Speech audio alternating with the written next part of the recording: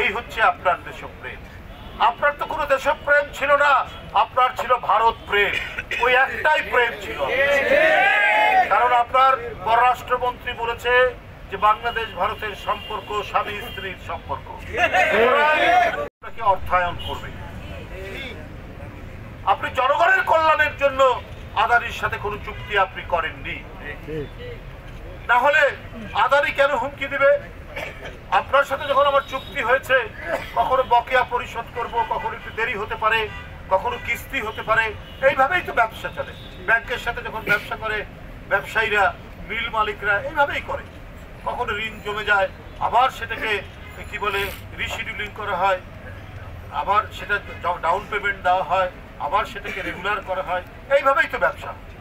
কিন্তু উনি বলছেন বকেয়া পরিশোধ না করা পর্যন্ত আমি এটা দরকার হলে বন্ধ করে দিই। এই হচ্ছে আপনার দেশপ্রেম। আপনার তো কোনো দেশপ্রেম ছিল না, আপনার ছিল ভারত প্রেম। ওই একটাই প্রেম ছিল, কারণ আপনার পররাষ্ট্রমন্ত্রী বলেছে যে বাংলাদেশ ভারতের সম্পর্ক স্বামী স্ত্রীর সম্পর্ক।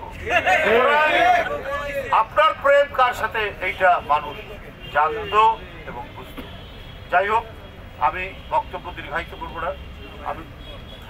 আমি আজকে অন্তর্বর্তীকালীন সরকারের বলতে চাই, আপনাদেরকে তো সমস্ত গণতান্ত্রিক দল, ছাত্র সংগঠন সমর্থন দিয়েছে, কিন্তু আমরা এখনো দেখতে পাই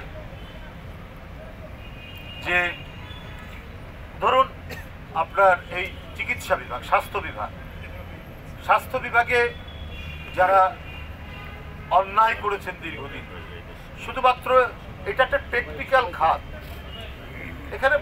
এখানে ডাক্তার যিনি হবেন তার যোগ্যতা নিরূপণ হবে সে ভালো ডাক্তার কিনা, সে উন্নত মানের চিকিৎসক কিনা, সেইটা। কিন্তু আপনারা সেটা বিবেচনা করেননি, আওয়ামী লীগ সরকার সেটা বিবেচনা করেনি।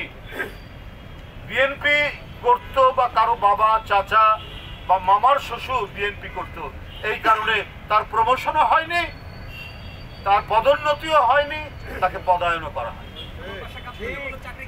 সচিব নামে তাদের একটি সংগঠন আছে, কিন্তু আজকে অন্তর্বর্তীকালীন সরকারের স্বাস্থ্য অধিদপ্তর তারা ওই সচিবদেরকেই ঢাকা মেডিকেল কলেজ, তারপরে বিভিন্ন গুরুত্বপূর্ণ জায়গায় তাদেরকে পদায়ন করা হচ্ছে।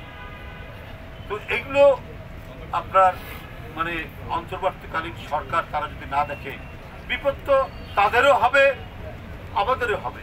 কোনো ফাঁক দিয়ে যদি ওই দানবরা ঢুকে পড়ার চেষ্টা করে, সেটার জন্য তো অন্তর্বর্তীকালীন সরকারের জন্য শুরু হবে না। আমরা বলেছি যে মার্কেটগুলো এখনো আওয়ামী লীগের সিন্ডিকেটের কাছে, বাজারগুলো তাদের সিন্ডিকেটের কাছে। আপনারা তাদের একটা লোককে আজকে ধরেছেন, একটা লোককে গ্রেপ্তার করেছেন, অথচ আপনি শুল্ক কমিয়েছেন, তারপরেও তো পেঁয়াজের দাম কমে না, তারপরেও তো রসুনের দাম কমে না, তারপরেও তো চিনির দাম কমে না, তারপরেও তো আটার দাম কমে না, তারপরেও তো সয়াবিন তেলের দাম কমে না, পাম অয়েলের দাম কমে না, সূর্যমুখী তেলের দাম কমে না, কারণ এগুলো ইম্পোর্ট করতে হয়। আপনারা দাম কমানোর জন্য শুল্ক, আপনার শুল্ক কমিয়েছেন, কিন্তু কেন আপনি বাজারে আপনার দাম কমছে না পণ্যের, বিশেষ করে খাদ্য পণ্যের? কারণ সিন্ডিকেট বাসদেরকে আপনারা গ্রেপ্তার করতে পারেননি। যাই হোক, এই বিষয়গুলি আপনারা যদি না দেখেন, তাহলে এই যে ফ্যাসিস্ট, পরাজিত ফ্যাসিস্ট, সে নানাভাবেই মাথা তুলে দাঁড়ানোর চেষ্টা করবে এবং মাঝে মাঝেই আওয়াজ দেবে। ওই যে বলেছি আপনার ভূত ব্যক্তির মতো মাঝে মাঝে আওয়াজ দিচ্ছেন। কয়েকদিন আগে কি বলে আপনার নূর হোসেন দিবসে ওরা বলে বিরাট ঢাকা শহর নাকি উথাল পাতাল করে দেবে। কয়েকটা খালি মিছিল হয়েছে ঢাকা শহরে, ওদের মতো তো আমাদের ওই যে মোড়ে মোড়ে বন্দুক নিয়ে হরতালের দিন পাহারা দিত, এটা করেনি, এমনি মিছিল করেছে। তাতে একটা টিকি পাওয়া গেল না। কই যুবলীগ, কই ছাত্রলীগ? আপনি এদেরকে তৈরি করেছেন, তাদেরকে অবাধে লুটপাট করার সুযোগ দিয়েছেন। ফরিদপুরের ছাত্রলীগের নেতা 2000